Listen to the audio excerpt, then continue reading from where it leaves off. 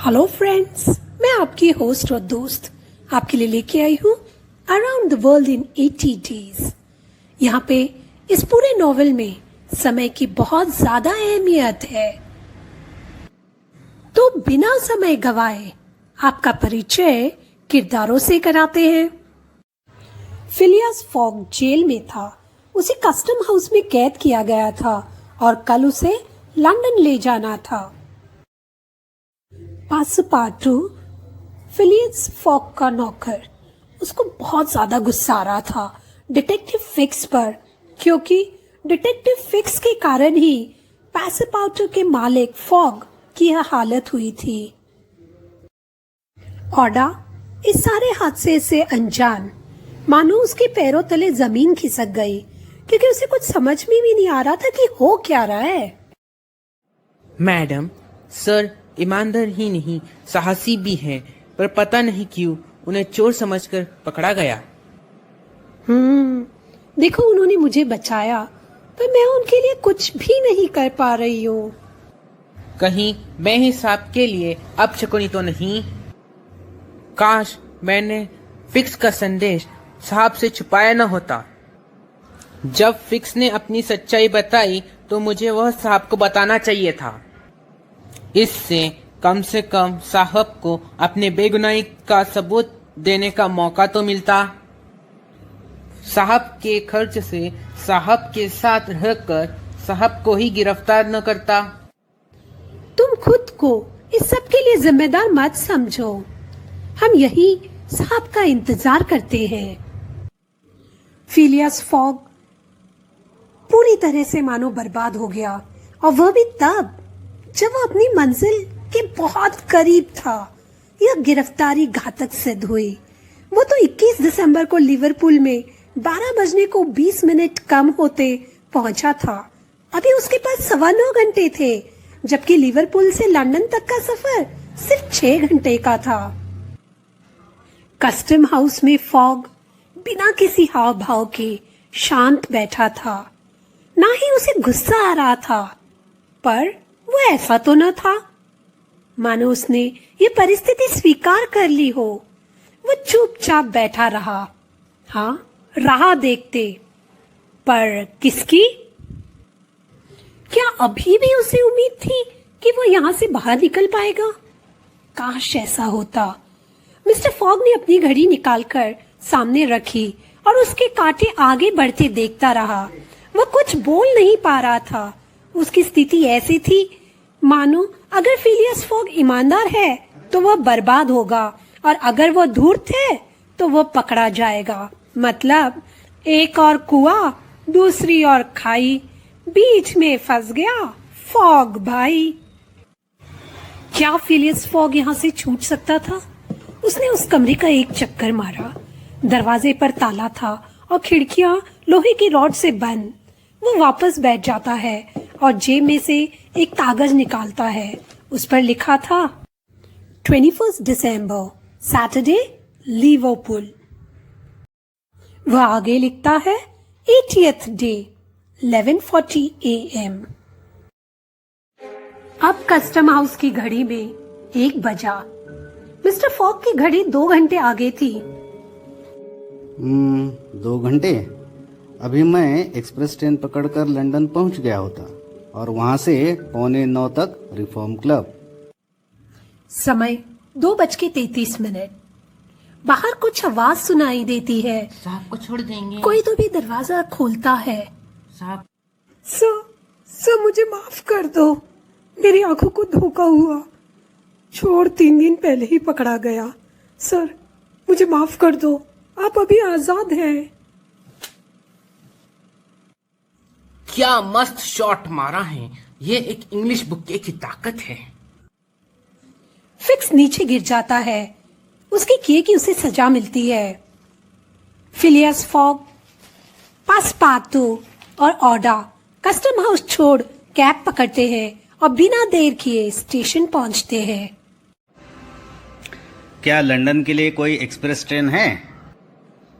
Train तो चले गई 35 मिनट पहले। क्या कोई स्पेशल ट्रेन है लंदन के लिए? 3 बजे है, तब आओ। मुझे अभी चाहिए। एक बार बोला ना नहीं है, जाओ यहाँ से। कुछ हो सकता है क्या? मैं तुम्हें चाय पानी के लिए कुछ दे दूंगा। ठीक है, चलिए सर, मैं आपको ट्रेन दिलाती हूँ। फिलियस फॉग, पासपार्टू और ऑडा तीनों चल दिए। उन्हें ये सफर 5 घंटों में पूरा करना था। रास्ते में कई अवरोध आए, पर जब गाड़ी टर्मिनस पर पहुंची तब घड़ी में दिखाया 9 को 10 कम। देखो, विश्व का सफर कर वह घड़ी के कांटे से सिर्फ 5 मिनट पीछे रहे। पर हाँ, वह शर्त हार गया। वे तीनों घर पहुंचते हैं। उनके पड़ोसियों को यह खबर नहीं थी, क्योंकि उसके घर की खिड़कियां और दरवाजे अभी भी बंद थी। अरे सुनो, बाजार से ये सामान ले आओ। मेरी चुप्पी और उस डिटेक्टिव की मूर्खता के कारण मेरे पूरे सफर के उतार चढ़ाव, रुकावट जिस पर मैंने जीत हासिल की, वे खतरे जिसका मैंने सामना किया और कुछ समय मिला तो नेक काम भी किए। देखो, इतना करने के बावजूद मंजिल तक पहुंचने से पहले ऐसी अनपेक्षित घटना जिसके लिए मैं तैयार नहीं था, उसने पूरे किए किराए पर पानी फेर दिया। मेरे पूरे पैसे भी खत्म होने को है। अब बस मेरे पास 20,000 पाउंड बचे हैं जो मैंने जमा किए थे, पर वह भी लोगों को देने हैं, कर्ज चुकता करना है। इतना खर्च हो गया कि अगर मैं शर्त जीत भी जाता तो भी उसका कुछ ज्यादा फर्क नहीं पड़ता। आज तक तो मैंने यूं ही शर्त लगाई, पर इस शर्त ने तो मुझे पूरी तरह डुबो दिया। इस घर का एक कमरा मैं ऑर्डर को दे दूंगा। कई साहब अपनी जान का कुछ बुरा न कर लें। मैं उन पर नजर रखता हूँ, पर उन्हें इस बात का एहसास नहीं होना चाहिए। हे भगवान, 80 दिन का लाइट का बिल आया है। वो लाइट जो हम जलता छोड़ गए थे। अब खर्च कम करना होगा। मिस्टर फॉग को रात को नींद नहीं आई। ऑडा भी बैठी रही, मानो कुछ सोच रही थी। पासपार्टू मालिक की देखरेख करता रहा। वह बस इसी ख्याल में था कि मालिक कहीं अपनी जिंदगी का भला बुरा न कर ले। ऑडा को ब्रेकफास्ट दे दो और उसे कहना कि मैं उसे ब्रेकफास्ट और लंच पर नहीं मिल पाऊंगा। बहुत दिनों का काम पड़ा है, पर हाँ, शाम को जरूर उससे बात करूंगा। हाँ साहब, ये सब मेरे कारण हुआ है, तो आप मुझ पर गुस्सा क्यों नहीं कर रहे? नहीं, मैं इसके लिए किसी को भी जिम्मेदार नहीं मानता। मैडम, मैं कुछ नहीं कर पा रहा। साहब मेरी सुनते ही नहीं, शायद आपकी सुने। मेरी कैसे? वे किसी की नहीं सुनेंगे। क्या वे मेरी भावनाएं समझ पाएंगे? क्या वे मेरी दिल की बात पढ़ पाएंगे? उन्हें अकेला नहीं छोड़ना चाहिए था। क्या वे मुझसे शाम में बात करने वाले हैं? हाँ, शायद इंग्लैंड में आपके रहने के लिए व्यवस्था करें। देखते हैं। 11:30 बज गए। जब से फॉग सेवियल रो में रहने आया था, तब से बिना भूले वह रोज 11:30 बजे क्लब जाता था, पर आज नहीं गया। क्या करने जाता वो? उसके दोस्त भी उसकी राह आज नहीं देख रहे होते। फॉग 21 दिसंबर शनिवार 8:45 को जब नहीं पहुंच पाया तो आज जाकर क्या करेगा? वह शर्त हार चुका था। उसे अभी वह 20,000 पाउंड लेने के लिए भी नहीं जाना पड़ेगा, क्योंकि वह शर्त हार गया था। और बाकी लोग, उन्होंने तो वह चेक खाते में भी जमा कर लिया होगा। मिस्टर फॉग के बाहर जाने की कोई वजह नहीं थी, इसलिए वह घर पर ही रुके। पासपार्टू मालिक के ऊपर से नजर नहीं हटा रहा था। उसे बस एक ही डर था कि कहीं उसके मालिक कुछ भला बुरा न कर ले। मैडम, क्या आप मुझे इस बात के लिए माफ करेंगी कि मैं आपको इंग्लैंड ले आया? मिस्टर फॉग, मैं वो मुझे बोलने दो। जब मैंने तय किया कि मैं तुम्हें तुम्हारे देश से एक सुरक्षित जगह ले जाऊंगा, तब मेरे पास ढेर सारा पैसा था। मैंने सोचा था कि उसमें से कुछ पैसा मैं तुम्हें दे दूंगा, जिससे तुम एक अच्छी जिंदगी जी सको। पर आज मेरे पास कुछ भी नहीं है। मैं बर्बाद हो गया। मुझे पता है, पर मैं आपसे माफी चाहती हूँ। हो सकता है मेरे कारण ही आपको देर हो गई और आप समय से न पहुंच पाए और शर्त हार गए। मिस्टर फॉग, आपने ना सिर्फ मुझे बचाया, पर मेरे लिए एक अच्छी जिंदगी की भी योजना की। हाँ, पर परिस्थिति ही बदल गई। पर जो कुछ थोड़ा मेरे पास है वो तुम ले लो। फिर आपके लिए क्या? मुझे किसी चीज की आस नहीं। पर अब तो सिचुएशन भी बदल गई है। मुझे सबकी आदत है। पर आपके दोस्त क्या कहेंगे? मेरे कोई दोस्त नहीं। आपके रिश्तेदार? मेरे कोई रिश्तेदार भी नहीं। मेरी हमदर्दी आपके साथ है मिस्टर फॉग, क्योंकि अकेलापन बहुत बुरा है। वो कहते हैं ना कि दर्द बांटने से ही कम होता है, पर अगर हम अकेले हैं तो हम अपना दर्द किसके साथ बांटेंगे? ये तो कहने की बात है।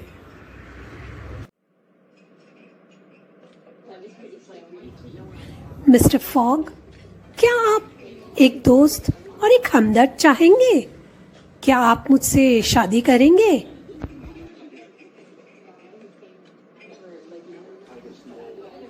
I love you.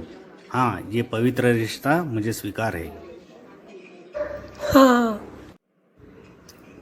क्या तुम सैमुअल विल्सन को पेरिस से बुलाओगे विधि करने के लिए? मैं आप ही चाहता हूँ। कल सोमवार फिर तय रहा। हाँ, फिर कल सोमवार को। मिस्टर फॉग की इस बेट पर न जाने और कितनी बेट लगी, यह जानने के लिए कि क्या फॉग बेट जीतेगा या नहीं। कुछ लोगों को विश्वास था कि वह नहीं आएगा और कुछ लोगों को यह विश्वास था कि वह जरूर समय पर पहुंचेगा। बस उन्होंने बोली भी लगाई। कई सारे लोग पॉल मॉल में इकट्ठा हो इस बेट का साक्षीदार बनना चाहते थे। उनकी जिज्ञासा सारी सीमाएं पार कर चुकी थी। हर जगह बस इसी बात की चर्चा थी। पुलिस को भी भीड़ संभालने में बहुत परेशानी हुई। फिलियस फॉग के वे 5 मित्र जिसके विरुद्ध उसने ये बेट लगाई थी, वो तो पहले ही क्लब के सलून में पहुंच गए। दोस्तों, 20 मिनट में हमारे और फॉग के बीच लगी शर्त का समय समाप्त हो जाएगा। लिवरपूल से लंदन की आखिरी ट्रेन 7:23 पर और अगली 12:10 के पहले नहीं आएगी। बच गए। तो सज्जनों, अगर फॉग 7:23 की ट्रेन से आता है तो अब तक वह यहाँ पहुँच जाता। इसका मतलब हम यह सब लगा सकते हैं कि हम बेट जीत गए। नहीं, हमें जल्दबाजी नहीं करनी चाहिए। मिस्टर फॉग समय के पाबंद है और उनकी समय निष्ठा सबको पता है। वे ना तो समय के पहले आते हैं ना ही समय के बाद। इसलिए मैं इस बात से चकित नहीं होऊंगा कि अगर वो आखिरी वक्त पर पहुंचते हैं। मैं तो तब तक विश्वास नहीं करूंगा जब तक मैं उसे नहीं देख लेता। मिस्टर फॉग का प्रोजेक्ट लेना ही बेवकूफ़ी थी। वे कितने ही समय के पाबंद क्यों न हो, अनहोनी टाली नहीं जा सकती जो कभी भी आ सकती है, और 2-3 दिन का विलंब उनके टूर को नाकामयाब कर सकता है। इस ओर भी ध्यान देना चाहिए कि उन्होंने हमें कोई इन्फॉर्मेशन भी नहीं दी। मैं तो कहता हूँ वह हार गया। 100% वह हार गया। आखिरी स्टीमर जो न्यूयॉर्क से निकला वह कल आया। मैंने पैसेंजर की लिस्ट चेक की, उसमें फॉग का नाम नहीं था। अगर नसीब ने भी उसका साथ दिया होता तो वह अमेरिका पहुंचा होता और 20 दिन के बाद शायद यहाँ पहुंचेगा। वाव! अरे क्या बात है? साहब, ये शादी नहीं हो सकती। नहीं हो सकती? मतलब कल नहीं हो सकती। वो क्यों? क्योंकि कल संडे है। नहीं, मंडे है। आज सैटरडे है। क्या सैटरडे? इम्पॉसिबल। आपने एक दिन की गलती की। हम समय से 24 घंटे पहले पहुंचे हैं। अब सिर्फ 10 मिनट बचे हैं। जल्दी कीजिए। पैसिपाटो साहब को मानो खींचते हुए कैब में बिठाता है। उस कैब वाले को वह 100 पाउंड देने का वादा कर जल्दी और हड़बड़ाहट में कैब चलाने को कहता है। वे 2 कुत्तों के ऊपर से गाड़ी डालकर आखिर 8:45 को सलून पहुंचते हैं। 8:40 p.m. 8:42 p.m. 8:43 p.m. 8:44 p.m. Tan tan, हम आ गए। और इस तरह मिस्टर फॉग बाजी जीत जाते हैं। पर सवाल यह उत्पन्न होता है कि मिस्टर फॉग जैसा पूर्ण सावधान व सटीक इंसान आखिर गलती कैसे कर सकता है, वह भी पूरे एक दिन की? इसका जवाब बहुत सादा था। मिस्टर फॉग को एक दिन का फायदा महज इस बात से हुआ क्योंकि उसने सफ़र पूर्व दिशा की ओर से शुरू किया था। वही उसने अगर सफ़र पश्चिम की ओर से किया होता तो उसे एक दिन कम मिलता। पूर्व दिशा से शुरू करने के कारण वह सूर्य के करीब जाता रहा, जिससे उसे 4 मिनट हर डिग्री पार करने पर मिलता गया। पृथ्वी का सरकमफ्रेंस 360 डिग्री का है।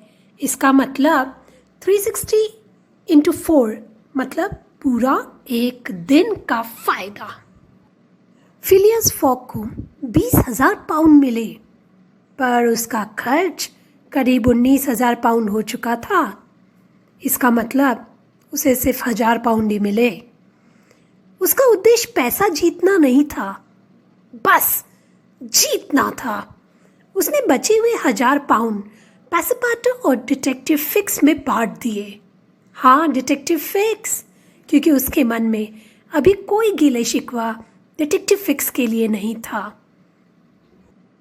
फिलियस फॉग ने लाइट का बिल जितना आया था उतना पैसिपाटो के हिस्से में से कट कर लिया, क्योंकि पैसिपाटो वो चालू रख के गया था पूरे 80 दिन। क्या आप अब भी मुझसे शादी करोगी? मिस्टर फॉग, ये तो मैं आपसे पूछने वाली थी। आप अभी अमीर हो गए तो क्या अब भी आप मुझसे शादी करोगे? मेरा नसीब अब आपका है। अगर आपने शादी की बात छेड़ी नहीं होती तो पासपोर्ट सैमुअल के पास नहीं गया होता और मेरी गलती का हमें एहसास भी नहीं होता। Mister fog. ऑर्डर। साहब, क्या बात है? मुझे अभी पता चला है कि क्या? आपने सफ़र 78 डेज में पूरा किया होता अगर। हाँ, अगर मैं भारत नहीं गया होता तो। पर अगर मैं भारत नहीं गया होता तो मैंने ओड़ा को नहीं बचाया होता और वह आज मेरी नहीं होती। तो देखा आपने किस तरह मिस्टर फॉग ने हारी हुई बाजी जीत ली। पर क्या सच में वह जीता? क्या आपने कहा कि उसे कुछ भी नहीं मिला? हाँ, कुछ भी नहीं मिला, सिवाय एक ऐसी औरत जिसने मिस्टर फॉग को दुनिया की खुशियाँ दे दी। आज के लिए इतना ही। हम आपसे विदा लेते हैं। अगर आपने अभी तक हमारे चैनल को सब्सक्राइब नहीं किया होगा तो please do so, hit the red bell icon to get the notification of the latest releases that are done on this channel. Till then, bye.